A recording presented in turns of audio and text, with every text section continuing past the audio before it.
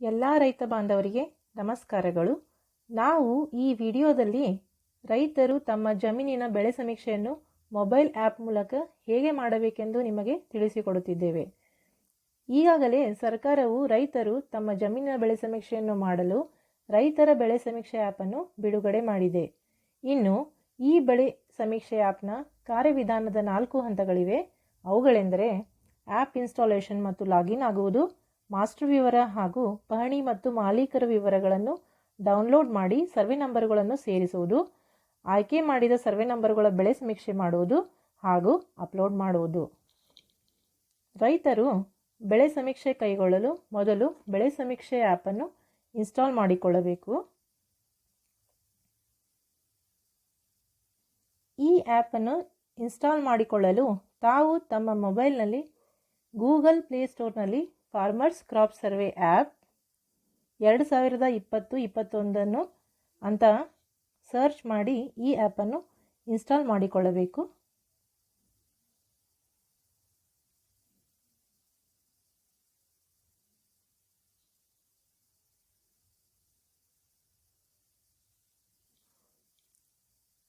ಬೆಳೆ ಸಮೀಕ್ಷೆ ಆ್ಯಪನ್ನು ಓಪನ್ ಮಾಡಿಕೊಳ್ಳಬೇಕು.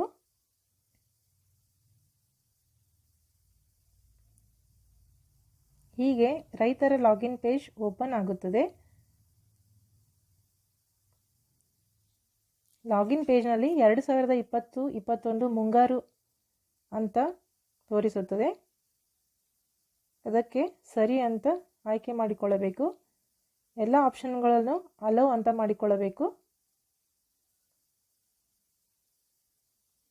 ಸಮೀಕ್ಷೆ ಕೈಗೊಳ್ಳುತ್ತಿರುವ ಋತು ಮುಂಗಾರು, ನಿಮ್ಮ ಆಯ್ಕೆ ಸರಿಯಾಗಿದೆ ಅಂದಾಗ ಹೌದು ಅಂತ ಆಯ್ಕೆ ಮಾಡಿಕೊಳ್ಳಬೇಕು. ಈಗ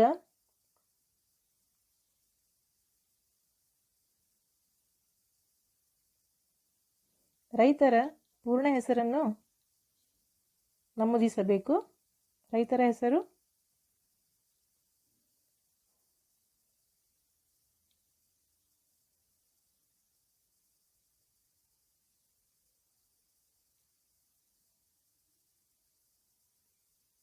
ಅವರ ಸರಿಯಾದ ಮೊಬೈಲ್ ಸಂಖ್ಯೆಯನ್ನು ನಮೂದಿಸಬೇಕು.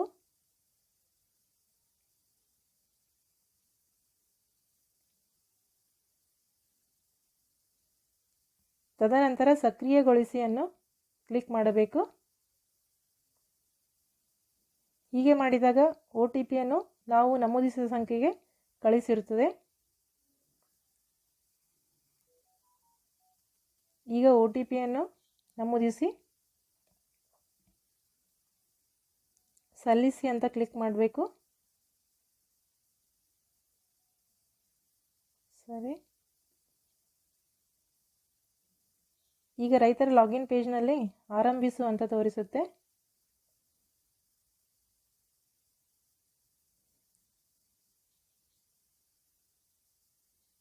ಆ್ಯಪ್ ಓಪನ್ ಆದ ನಂತರ ಹೋಮ್ ಪೇಜ್ನಲ್ಲಿ ಒಟ್ಟು 5 ಐಕಾನ್ಗಳಿವೆ.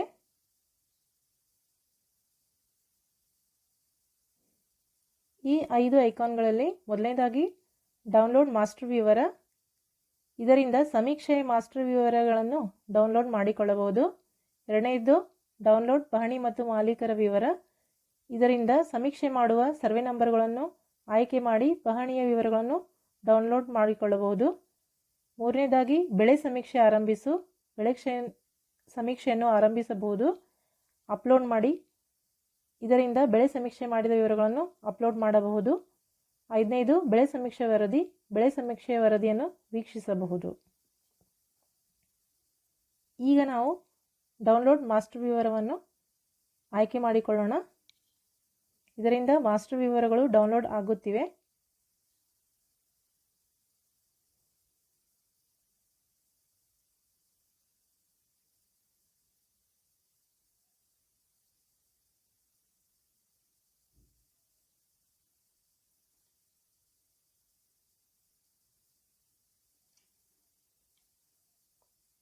ತದನಂತರ ಡೌನ್ಲೋಡ್ ಪಹಣಿ ಮತ್ತು ಮಾಲೀಕರ ವಿವರವನ್ನು ಆಯ್ಕೆ ಮಾಡಿಕೊಳ್ಳಬೇಕು. ಇದರಲ್ಲಿ ಜಿಲ್ಲೆಯನ್ನು ಆಯ್ಕೆ ಮಾಡಿಕೊಳ್ಳಬೇಕು, ತಾಲೂಕನ್ನು ಆಯ್ಕೆ ಮಾಡಿಕೊಳ್ಳಬೇಕು, ಹೋಬಳಿಯನ್ನು ಆಯ್ಕೆ ಮಾಡಿಕೊಳ್ಳಬೇಕು, ಗ್ರಾಮವನ್ನು ಆಯ್ಕೆ ಮಾಡಿಕೊಳ್ಳಬೇಕು.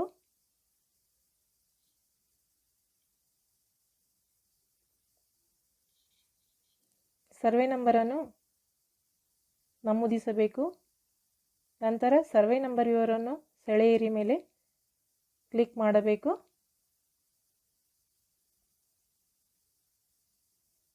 ಈಗ ಸರ್ವೆ ನಂಬರ್ ಆಯ್ಕೆ ಮಾಡಿ ಅಂತ ತೋರಿಸುತ್ತದೆ. ಅದರಲ್ಲಿ ಹಿಸ್ಸಾವನ್ನು ಆಯ್ಕೆ ಮಾಡಿಕೊಳ್ಳಬೇಕು. ಆಗ ಮಾಲೀಕರ ಹೆಸರು ಆಯ್ಕೆ ಮಾಡಿ ಅಂತ ತೋರಿಸುತ್ತದೆ. ರೈತರ ಹೆಸರನ್ನು ಆಯ್ಕೆ ಮಾಡಿಕೊಳ್ಳಬೇಕು. ನಂತರ ಎಕರೆ, ಗುಂಟೆ ಮತ್ತು ಆಣೆಯಲ್ಲಿ ವಿಸ್ತೀರ್ಣವನ್ನು ತೋರಿಸುತ್ತದೆ.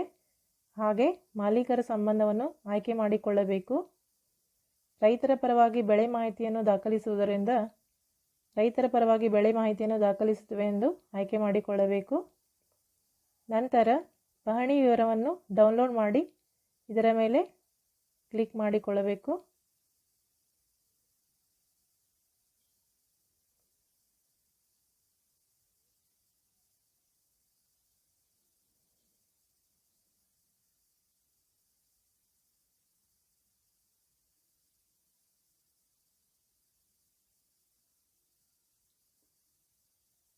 ಗ್ರಾಮದ ಸರ್ವೆ ನಂಬರ್ಗಳ ವಿಸ್ತೀರ್ಣ ಡೌನ್ಲೋಡ್ ಯಶಸ್ವಿಯಾಗಿದೆ ಅಂತ ಬರುತ್ತೆ. ಸರಿ, ಎಲ್ಲ ಸೂಚನೆಗಳಿಗೂ ಸರಿ ಅಂತ ಆಯ್ಕೆ ಮಾಡಿಕೊಳ್ಳಬೇಕು. ಈಗ ರೈತನ ಸಂಖ್ಯೆ ಕೇಳುತ್ತದೆ.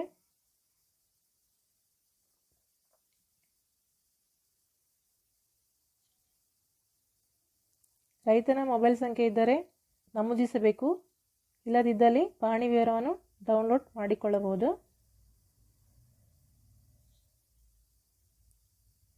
ಸರಿ, ಈಗ ಪ್ರದೇಶದ ವಿವರ, ಸರ್ವೆ ನಂಬರ್, ಭೂ ಮಾಲೀಕನ ಹೆಸರು, ಪಹಣಿ ಡೌನ್ಲೋಡ್ ಆಗಿದೆ, GIS ಡೌನ್ಲೋಡ್ ಆಗಿದೆ ಅಂತ ತೋರಿಸುತ್ತದೆ. ಮುಂದೆ ಹೋಗಬೇಕು.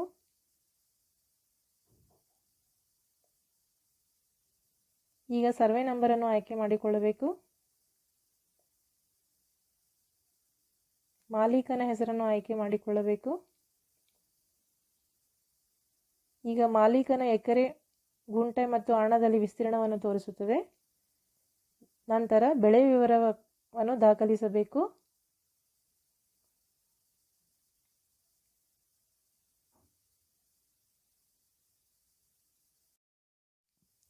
ನೀವು ಪ್ರತಿ ಸರ್ವೆ ನಂಬರ್ಗಳ ಬೆಳೆ ವಿವರಗಳನ್ನು ದಾಖಲಿಸುವ ಮುನ್ನ ಈ ಆ್ಯಪ್ 3 ಪ್ರಶ್ನೆಗಳನ್ನು ಕೇಳುತ್ತದೆ. ಪ್ರಶ್ನೆ 1, ರೈತರ ಜಮೀನಿನಲ್ಲಿ ವ್ಯವಸಾಯಕ್ಕೆ ಬಳಕೆಯಾಗದ ಪ್ರದೇಶವಿದೆಯೇ? ವ್ಯವಸಾಯಕ್ಕೆ ಬಳಕೆಯಾಗದ ಪ್ರದೇಶ ಎಂದರೆ ಆಯ್ಕೆ ಮಾಡಿದ ಆ ಜಮೀನಲ್ಲಿ ಮನೆ, ಕೊಟ್ಟಿಗೆ, ಕಣ, ಹೊಂಡ, ಬಾವಿ, ರಸ್ತೆ ಮುಂತಾದವುಗಳು ಒಳಗೊಂಡ ಪ್ರದೇಶ. ಆಯ್ಕೆ ಮಾಡಿದ ಜಮೀನಿನಲ್ಲಿ ಮೇಲ್ಕಾಣಿಸಿದಂತಹ ಪ್ರದೇಶವಿದ್ದರೆ ಹೌದು ಎಂದು ಆಯ್ಕೆ ಮಾಡಿ ಅಂತಹ ಪ್ರದೇಶದ ಕ್ಷೇತ್ರವನ್ನು ನಮೂದಿಸಿ ಛಾಯಾಚಿತ್ರವನ್ನು ತೆಗೆಯಬೇಕು. ಇಲ್ಲವಾದರೆ ಇಲ್ಲ ಎಂದು ಆಯ್ಕೆ ಮಾಡಬೇಕು. ಪ್ರಶ್ನೆ 2, ಈ ತಾಕಿನಲ್ಲಿ ಪಾಳು ಪ್ರದೇಶ ಇದೆಯಾ ಅಥವಾ ಖಾಲಿ ಇರುವ ಪ್ರದೇಶ ಇದೆಯಾ? ಪಾಳು ಅಥವಾ ಖಾಲಿ ಪ್ರದೇಶ ಎಂದರೆ ಈ ಮುಂಗಾರು ಋತುವಿನಲ್ಲಿ ಯಾವುದೇ ಬೆಳೆಯನ್ನು ಬಿತ್ತನೆ ಮಾಡದ ಪ್ರದೇಶ. ಆಯ್ಕೆ ಮಾಡಿದ ಜಮೀನಿನಲ್ಲಿ ಬಿತ್ತನೆಯಾಗದ ಪ್ರದೇಶವಿದ್ದರೆ ಹೌದು ಎಂದು ಆಯ್ಕೆ ಮಾಡಿ ಖಾಲಿ ಇರುವ ಪ್ರದೇಶದ ಕ್ಷೇತ್ರವನ್ನು ನಮೂದಿಸಿ ಛಾಯಾಚಿತ್ರವನ್ನು ತೆಗೆಯಬೇಕು. ಇಲ್ಲವಾದರೆ ಇಲ್ಲ ಎಂದು ಆಯ್ಕೆ ಮಾಡಬೇಕು. ಪ್ರಶ್ನೆ 3, ಈ ತಾಕಿನಲ್ಲಿ ಬೆಳೆ ಕಟಾವು ಪ್ರದೇಶ ಇದೆಯಾ? ಬೆಳೆ ಕಟಾವು ಪ್ರದೇಶ ಎಂದರೆ ಈಗಾಗಲೇ ಮುಂಗಾರು ಋತುವಿನ ಬೆಳೆಯನ್ನು ಬೆಳೆದು ಫಸಲನ್ನು ಕಟಾವು ಮಾಡಿದ ಪ್ರದೇಶ.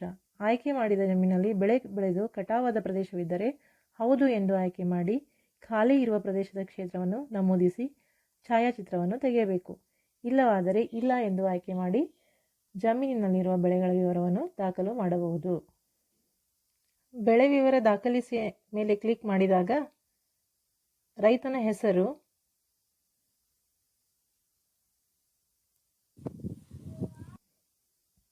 ಬೆಳೆ ವಿವರದ ಮೇಲೆ ಕ್ಲಿಕ್ ಮಾಡಿದಾಗ ರೈತನ ಹೆಸರು, ರೈತನ ಒಟ್ಟು ವಿಸ್ತೀರ್ಣ ಹಾಗೂ ಲಭ್ಯವಿರುವ ಬಾಕಿ ವಿಸ್ತೀರ್ಣ ಮಾಹಿತಿ ತೋರಿಸುತ್ತದೆ. ಆಗ ರೈತರ ಜಮೀನಿನಲ್ಲಿ ವ್ಯವಸಾಯಕ್ಕೆ ಬಳಕೆಯಾಗ ಪ್ರದೇಶವಿದೆಯೇ? ಮನೆ, ಕೊಟ್ಟಿಗೆ, ಕಣ, ಹೊಂಡ, ಬಾವಿ, ರಸ್ತೆ. ರೈತರ ಹೊಲದಲ್ಲಿ ಬಳಕೆಯಾದ ಪ್ರದೇಶವಿಲ್ಲದಿರುವುದರಿಂದ ಇಲ್ಲ ಎಂದು ಆಯ್ಕೆ ಮಾಡಿಕೊಳ್ಳೋಣ.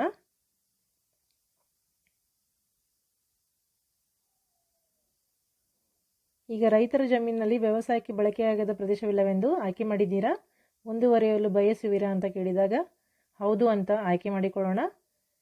ಎರಡನೇದಾಗಿ ಈ ತಾಕಿನಲ್ಲಿ ಪಾಳು ಪ್ರದೇಶ ಇದೆಯಾ ಅಥವಾ ಖಾಲಿ ಇರೋ ಪ್ರದೇಶ ಇದೆಯಾ ಎಂದು ಕೇಳಿದಾಗ ಇಲ್ಲ ಅಂತ ಆಯ್ಕೆ ಮಾಡಿಕೊಳ್ಳೋಣ. ಈ ತಾಕಿನಲ್ಲಿ ಪಾಳು ಪ್ರದೇಶ ಇಲ್ಲವಾದ್ದರಿಂದ ಮುಂದುವರಿಯಲು ಬಯಸುವಿರಾ? ಹೌದು ಅಂತ ಆಯ್ಕೆ ಮಾಡಿಕೊಳ್ಳೋಣ.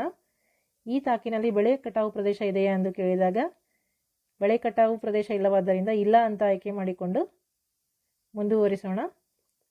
ಈಗ ಜಮೀನಿನ ಬೆಳೆಯ ವಿವರವನ್ನು ದಾಖಲಿಸಿ ಅಂತ ಕೇಳುತ್ತದೆ. ಆಗ ನಾವು ಬೆಳೆ ವಿವರವನ್ನು ದಾಖಲೆ ಮಾಡೋಣ. ಹತ್ತಿ H303 ಅಂತ ನಮೂದಿಸಬೇಕು. ಆಗ ಆಯ್ಕೆ ಮಾಡಿದ ಬೆಳೆಯ ಹತ್ತಿ ಅಧಿಕ ಇಳುವರಿ ಅಂತ ತೋರಿಸುತ್ತದೆ. ಆಗ ಬಿತ್ತನೆ ವರ್ಷವನ್ನು ಆಯ್ಕೆ ಮಾಡಿಕೊಳ್ಳೋಣ. 2020 ಅಂತ ನಮೂದಿಸಬೇಕು. ತಿಂಗಳು ಜೂನ್, ವಾರವನ್ನು ಕೇಳುತ್ತದೆ. 1ನೇ ವಾರವನ್ನು ಆಯ್ಕೆ ಮಾಡಿಕೊಳ್ಳೋಣ. ಮಳೆ ಆಶ್ರಿತ ಪ್ರದೇಶವಾದ್ದರಿಂದ ಮಳೆ ಆಶ್ರಿತವನ್ನು ಆಯ್ಕೆ ಮಾಡಿಕೊಳ್ಳೋಣ. ಈಗ ಜಮೀನಿನ ವಿಸ್ತೀರ್ಣ ಕೇಳುತ್ತದೆ. ಆಗ ಎಕರೆ, ಗುಂಟೆ ಮತ್ತು ಹಣದಲ್ಲಿ ವಿಸ್ತೀರ್ಣವನ್ನು ನಮೂದಿಸಬೇಕು. ರೈತರು ತಮ್ಮ ಜಮೀನಲ್ಲಿ ಹತ್ತಿ ಬೆಳೆ ಕೇವಲ ಒಂದು ಬೆಳೆಯನ್ನು ಮಾತ್ರ ಬೆಳೆದಿರುತ್ತಾರೆ. ಆದ್ದರಿಂದ ಒಟ್ಟು ವಿಸ್ತೀರ್ಣವನ್ನು ನಮೂದಿನ ಮಾಡಬೇಕು. ತದನಂತರ ಛಾಯಾಚಿತ್ರ ಸೆರೆ ಹಿಡಿಯಿರಿ ಆಯ್ಕೆ ಇರುವುದರಿಂದ ಛಾಯಾಚಿತ್ರವನ್ನು ತೆಗೆದುಕೊಳ್ಳೋಣ. ಮೊದಲನೇದಾಗಿ ಹತ್ತಿ ಬೆಳೆಯ ಛಾಯಾಚಿತ್ರವನ್ನು ತೆಗೆದುಕೊಳ್ಳೋಣ.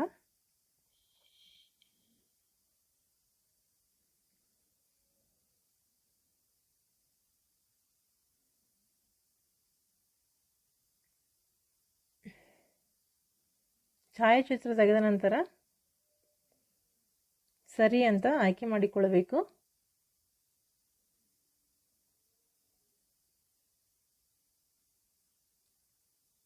ಆಗ ಮೊದಲನೇ ಛಾಯಾಚಿತ್ರ ಸೆರೆ ಹಿಡಿಯಲಾಗಿದೆ.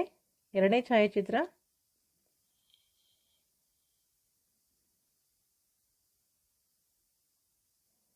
ಒಟ್ಟು ಪ್ರದೇಶದ ಛಾಯಾಚಿತ್ರವನ್ನು ಸೆರೆ ಹಿಡಿಯಬೇಕು. ಆವಾಗ ಸರಿ ಅಂತ ಆಯ್ಕೆ ಮಾಡಿಕೊಳ್ಳಬೇಕು. ಮೂರನೇದ್ದು,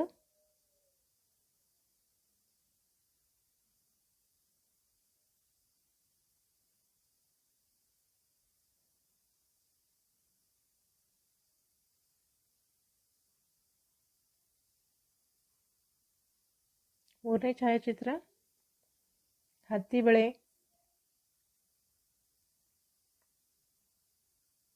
ಸೂಪರ್ವೈಸರ್ಗಳಿಗೂ ತಾಳಿ ನೋಡಲು ಸರಿಯಾಗಿ ಛಾಯಾಚಿತ್ರವನ್ನು ಸೆರೆ ಹಿಡಿಯಬೇಕು. ತದನಂತರ ಮಾಹಿತಿ ಸೇರಿಸಿ ಅಂತ ಕ್ಲಿಕ್ ಮಾಡಬೇಕು.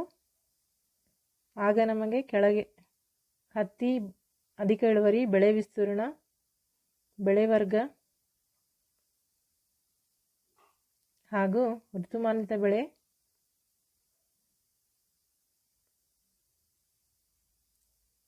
ಹಾಗೂ ರದ್ದುಪಡಿಸಿ ಆಪ್ಷನ್ ತೋರಿಸುತ್ತದೆ.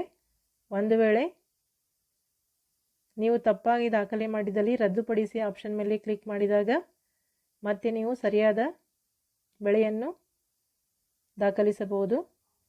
ಈಗ ನಾವು ದಾಖಲಿಸಿರುವ ಮಾಹಿತಿ ಸರಿಯಾದ್ದರಿಂದ ವಿವರ ಉಳಿಸಿ ಅಂತ ಆಯ್ಕೆ ಮಾಡಿಕೊಳ್ಳೋಣ. ಆಗ ನಮಗೆ ಮಾಲೀಕನ ಹೆಸರು, ಸರ್ವೆ ನಂಬರ್, ರೈತನ ಒಟ್ಟು ವಿಸ್ತೀರ್ಣ ಹಾಗೂ ನಾವು ದಾಖಲಿಸಿದ ಬೆಳೆ ವಿವರ ತೋರಿಸುತ್ತದೆ. ಈಗ ನಾವು ಮಾಡಿರುವ ಮಾಹಿತಿಯು ಸರಿಯಾದ್ದರಿಂದ ಮಾಹಿತಿ ಸರಿಯಾಗಿದೆ ಅಂತ ಆಯ್ಕೆ ಮಾಡಿಕೊಳ್ಳೋಣ.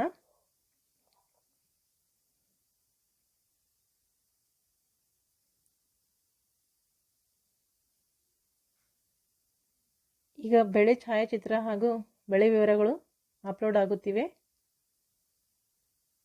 ಬೆಳೆ ಛಾಯಾಚಿತ್ರಗಳ ವರದಿ ಯಶಸ್ವಿಯಾಗಿದೆ ಎಂದು ತೋರಿಸುತ್ತದೆ.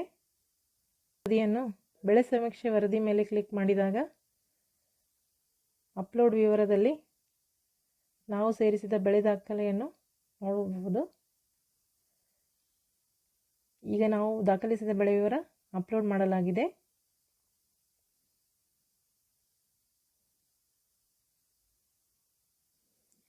ಎಲ್ಲ ರೈತರು ನಿಗದಿತ ಸಮಯದೊಳಗೆ ತಮ್ಮ ಜಮೀನಿನ ಬೆಳೆ ಸಮೀಕ್ಷೆಯನ್ನು ಮಾಡಿ ಉಪಯೋಗಗಳನ್ನು ಪಡೆಯಬಹುದು. ಧನ್ಯವಾದಗಳು.